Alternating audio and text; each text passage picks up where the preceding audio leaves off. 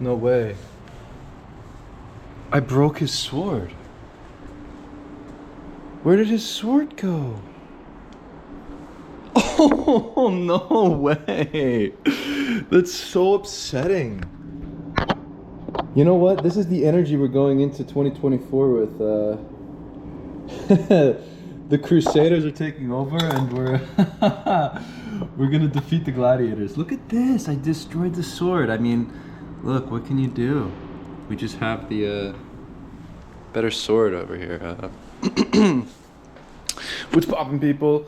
It's Dante, and Bresson made an interesting photograph of a horse. You know, it would be nice to go and experience some of these variety of landscapes in America. You know, I would love to go and explore and traverse the different lands in the United States. I think that would be kind of cool. Let's do some kendama. Every photographer should get a kendama. Why? It's fun.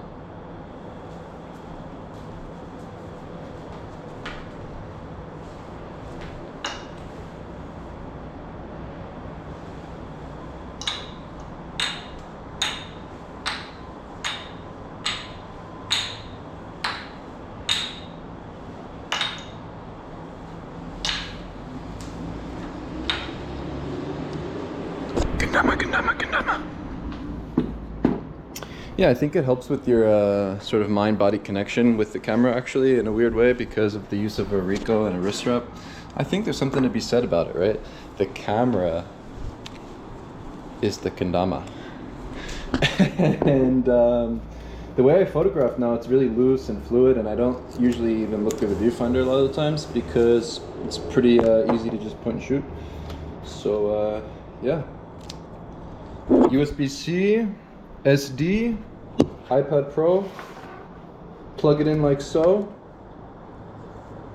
and what you do is you enter the Photos app on your iPad, click on the little Ricoh icon, select all, and then you import them into the designated folder. So these are some of the leftover photos from yesterday, December 29, 2023. Import. The import speeds are incredible. With a small JPEG file, you can really speed the workflow up. It's like there's no excuses to like sit on the work, let it marinate. Sure, like don't be overly emotionally attached to the photos, but I actually believe that when you go through them quickly and you make your decisions in a fast approach, it just allows you to stay on top of your archive. I mean, if you shoot as much as me, which is like, I don't know, do I photograph the most in the world? Maybe. You kind of have to speed things up, right? When you shoot this much. So I just look at the small thumbnails and make quick selections. You know, I'm not expecting anything. I just sort of go through, and if anything strikes my eye for a second, I just favorite the photo, and then I'll go through the folder and make the final selections. Sometimes the verticals are messed up because of the way the camera operates or whatevs, but yeah, as you can see, it's pretty easy. This guy had a baby in his pocket, which is kind of funny, in the writing terminal. Little doll.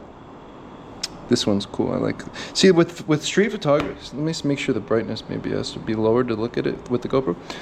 With street photography, a lot of the times we look for these extravagant moments and things, and I'm not saying this is like a 10 out of 10 image or something, but I think the point is the mundane things, such as the gaze of, you know, this girl looking this way, or look at this one, right? The gaze of this boy looking that way, are just things and triggers to be mindful of, right? When you're practicing street photography, it's important to recognize that you don't need some crazy scene or character or, you know, fanciness, but to just look at the hands, right? Look at the hands, look at the eyes, look at the feet, look at the way that people move and groove on the street, and sort of get in tune with the beat.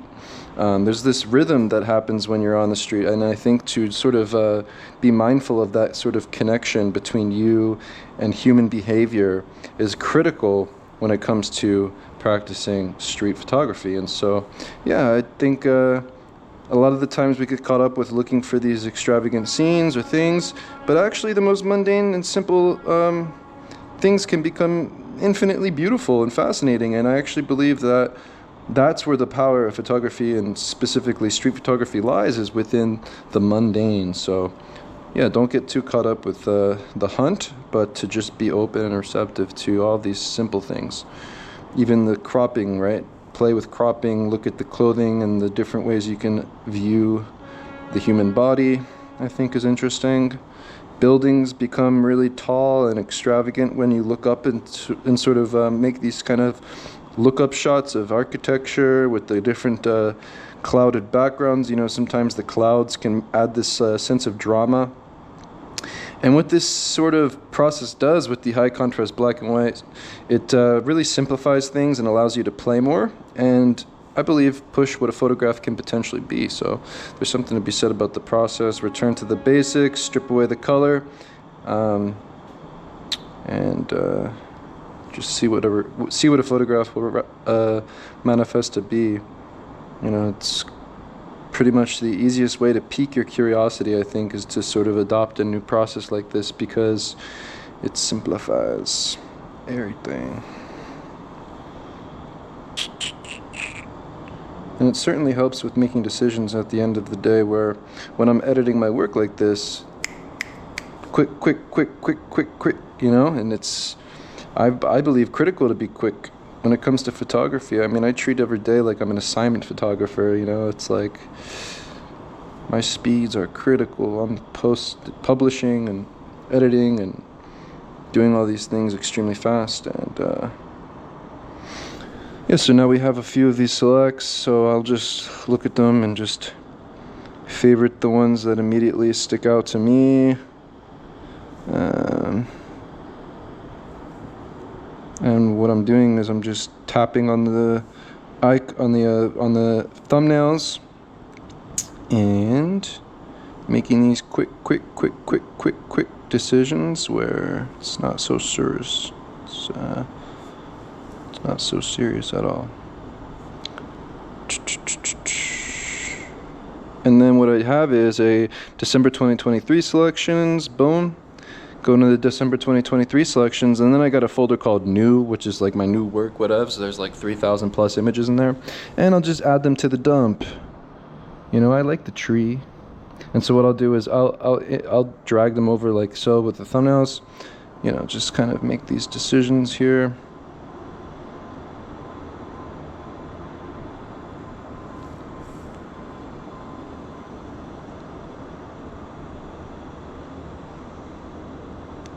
Nothing has to be so perfect, right?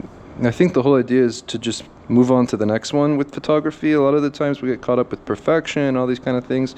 Look, it's not that big of a deal. It's like, treat the photos you make as a stream of becoming, and it's almost like your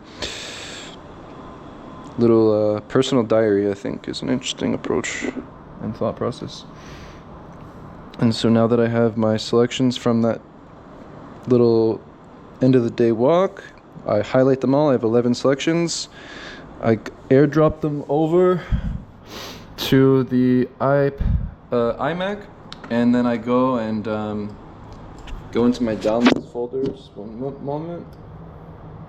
And I mean, I'm sure I haven't really found the perfect workflow with Google Photos on the iPad. Admittedly, I found this to be a much more effective approach. So I just drag them over, and this is my Google Photos Drive thing. And so now it's backing up all of the photos. So now they'll be permanently on this link that is accessible through my website, which is kind of cool. Because, yeah, I mean, everything's open source. You just click the Photos tab on my website. Next, I drag and I drop them. So I'll go to the media library on the Jetpack plugin here. Choose from device, new. Scroll all the way down, so I'm 1, 2, 3, 4, 5, 6, 7, 8, 9, 10, 11, the most recent photos. Let them import through the Jetpack plugin here. And you know, I found that sometimes when I have like a big bulk of them, uploading them with the iPad becomes a little bit glitchy, but alas, using the iPad and iMac combo or MacBook combo is pretty good. I think you know, there's some things that you can do on the iMac that the iPad maybe can't do. So, you know, what can you do? I mean, it's cool to have both, I guess. And yeah, then I publish right away. I mean, it's really simple. It's not that big of a deal. It's like I want to have all the photos sort of published quickly, culled through quickly, and then I'll have thousands of images, and one day I could cull through them all and figure out which ones are the top 10 of the year. It's like this kind of stuff doesn't really bother me anymore. Like, it's not on my mind. It's like there's just so much time. It doesn't really make sense to get caught up with selecting the quote-unquote keeper photos, if you will. But for me, I'm just like a machine in the way I operate, so it just sort of don't get too caught up in these old school notions anymore. I think speed is my interest currently. And so one of the annoying things when I import the photos, so now we have them on the Google Photos, one of the annoying things when you import them, they don't go in chronological order. For some reason I upload, I guess, just randomly, which is super annoying. So then I review, I'm like, okay, so this one was the first one, this one was this one. When you upload them on the Mac or the MacBook, then they're sequential. So I'm a big fan of this sort of like approach of keeping everything like consecutive order. I don't know why. I think it's an interesting sort of stream of consciousness approach. I think looking at the photos like that is much more interesting, where I'm not too much into that whole like, oh, let me put this photo next to that photo and make this like some serious thing. It's like, okay, I'll do that when I'm dying. I'll do that when I'm fucking 110 years old. And then so I upload them all like in this little like gallery setup because it makes it a little bit quicker, and then I have to go through and I click on them, click the little settings thing, wrench, whatevs, and then link them to a media file, so that when you go onto the site, you can click on them and full screen them. And then when you click on the Photos tab on the website and go and view my Google Photos drive, you can go and just drag them over, click the download thing. You can download the files, you can download all the photos, and have them there. I think this is probably the fastest workflow of all time that I believe exists when it comes to photographing, publishing, the whole deal. And then I click the three dots, transform and make it into an image, update, let it load.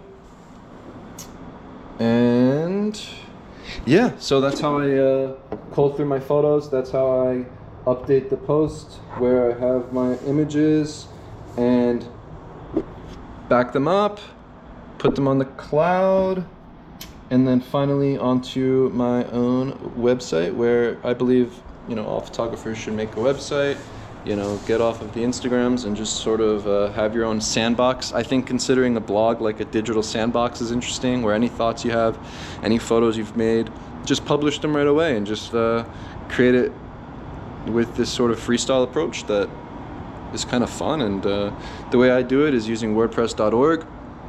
Go to bluehost.com to host your first name, last name.com, host your domain, own your domain, right? Become the Lion King.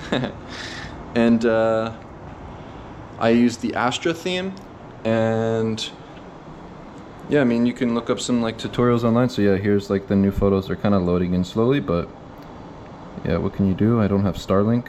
And so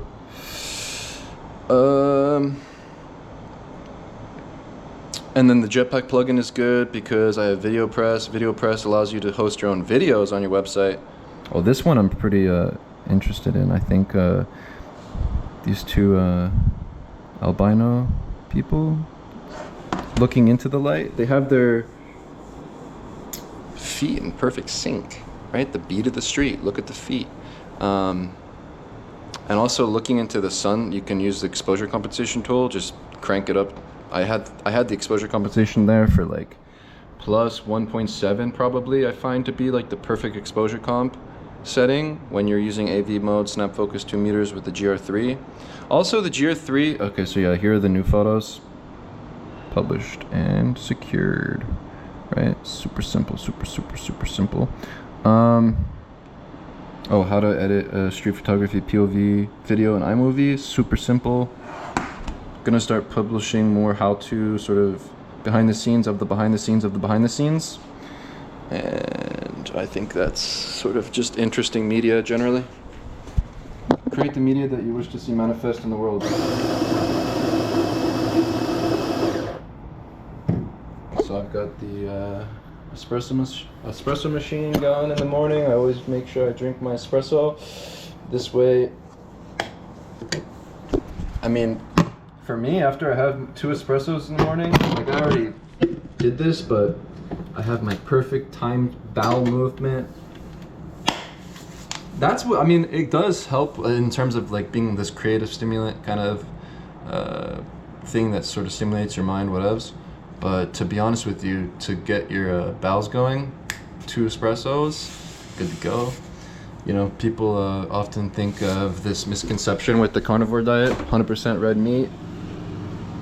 No chicken, no turkey, no pork. Do you want to be a little chicken shit? Bark, bark, bark, bark. Let's play with the angles. Yeah, so you have perfect digestion, perfect gut health. Also, I eat the fermented kimchis. But yeah, look at the angles. Like the GoPro Mini, by the way, is the best tool. Look, you can see me in the reflection. For making videos, making notes. It's almost like just this little floating oracle, and I love it. I think it's super fun and an enjoyable way to like document, and sort of the point is to keep everything as raw and real. And I think having it at super view, I export the file at 720p, 30 fps. It's almost like you can just be put in my shoes. In terms of shoes, the Vibram 5-finger ELX seem to be pretty amazing. Your foundation starts from the ground up, from your feet. And yeah, I believe that having strong feet allows you to then have a strong core, a strong back, and ultimately longevity being the goal, to continue photographing, to continue making pictures, to continue walking endlessly being the goal. Yeah, it only makes sense to wear proper footwear. Personally, I've been wearing my Asics a lot more recently because it's cold, it's winter here in Philly, and I believe that frostbite is not good. I don't want to be like George Washington's soldiers on the Schuylkill River dying of frostbite. So I mean, I have the toe socks, and depending on the weather, if it's like in the 50s, I think they're good, but once it gets down to like the low 40s, 30s, it's not wise to wear them. GoPro chest mount, just POV it. POV videos are the future. Why? Because a robot can't make these. Do what the robots can't do. Share the human experience. And so, oh, new bag, pretty sweet utility sort of style belt. You can fit the Ricoh in there, batteries and all that sort of junk.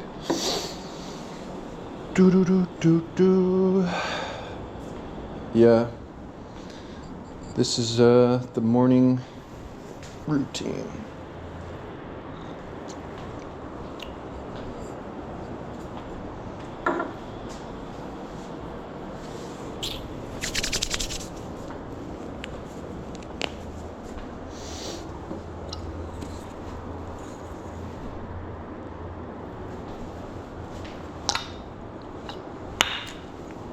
It's hard to get the flip.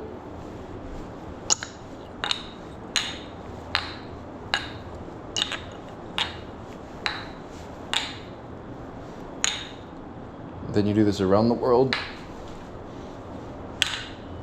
And then you got to get it on the spike. Ah. Finish off the combo. I really want to get good at this like flipping motion. Like that.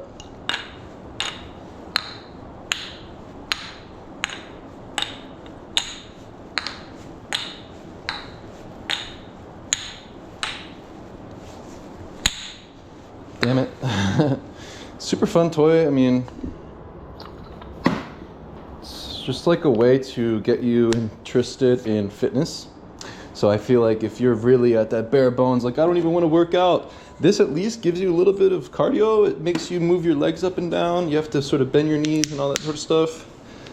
Super simple. Keep fitness fun. Liquid Chalk is great. Mess free.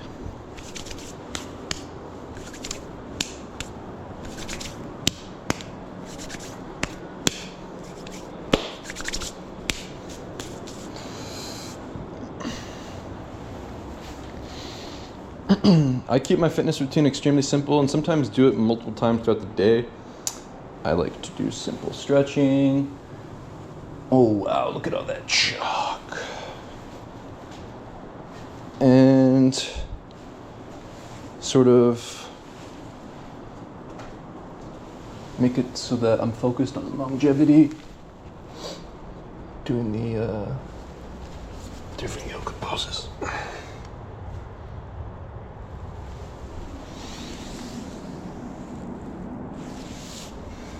What is it? Cat cow pose. Good for your spine.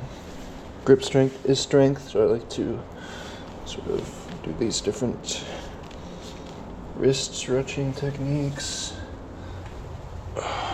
Pigeon pose.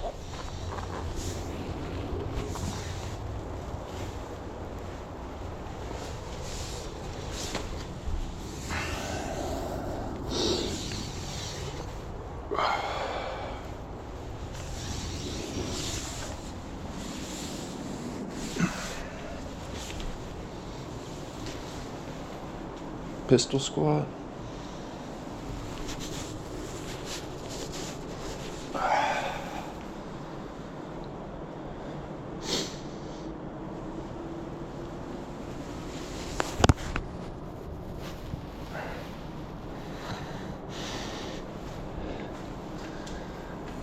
Hang from the bar.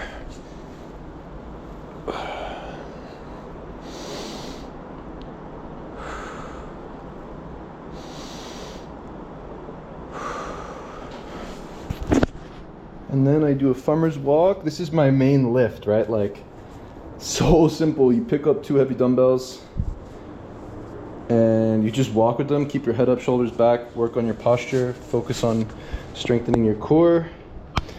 And I'd say this is my main lift. Super simple.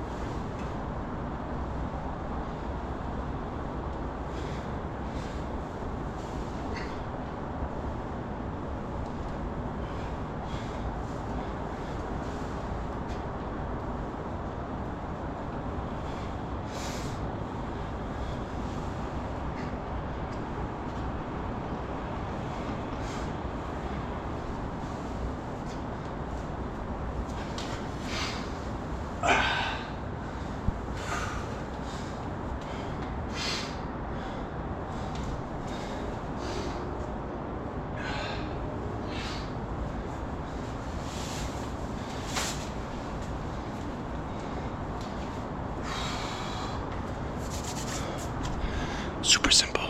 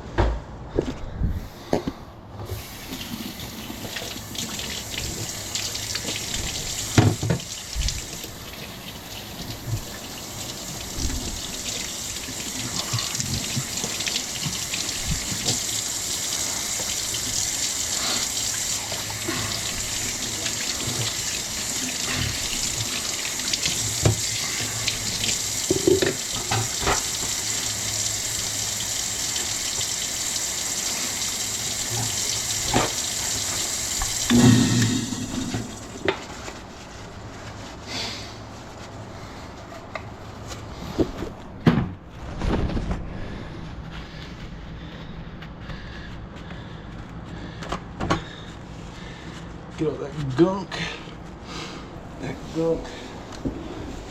and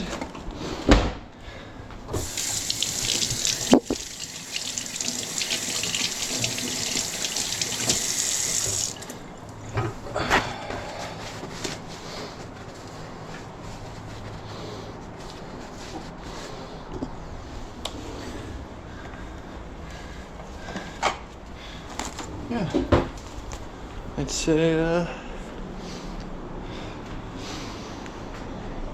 simple. I think there's really no excuse, right? Like, fitness is simple. It takes you like 5 to 10 minutes to get a pump in. If you have the opportunity to do it multiple times a day, just do things you enjoy. You don't have to follow any strict routines. Just kind of feel it out. And yeah, drink more coffee.